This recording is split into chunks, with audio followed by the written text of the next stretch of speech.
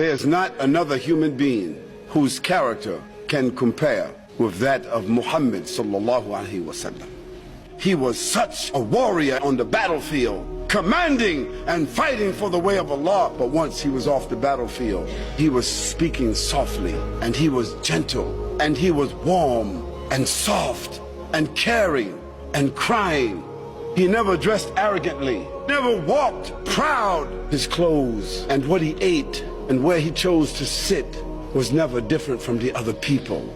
He used to sleep on a mat from dried grass, and that's how he slept, with no furniture in his house. One day, Umar ibn al-Khattab entered the house of the Prophet ﷺ and saw that he was sleeping on the dirt floor. He said, Ya Rasulullah, the kings, the emperors, all over the world, these kings, they are not like you.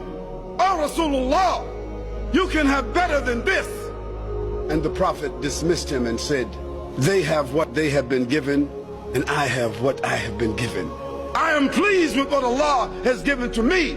Allah S.A.W. and His angels, wherever they are, they send a special salutation upon the Prophet ﷺ. This was a man receiving over the period of 23 years on a daily basis the 6,626 verses of the Qur'an. And when it came, his body shook from the revelation coming down. And the Prophet ﷺ sweated and his body shivered. Allah subhanahu wa ta'ala said, had he set this Qur'an down on a mountain, it would have crushed a mountain. So what do you think it would have done to the heart of a human being?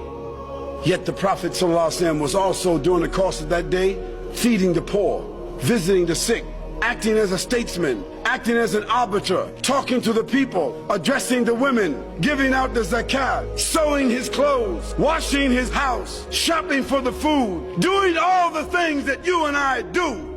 And at night, standing in prayer for 4 or 5 hours at a time.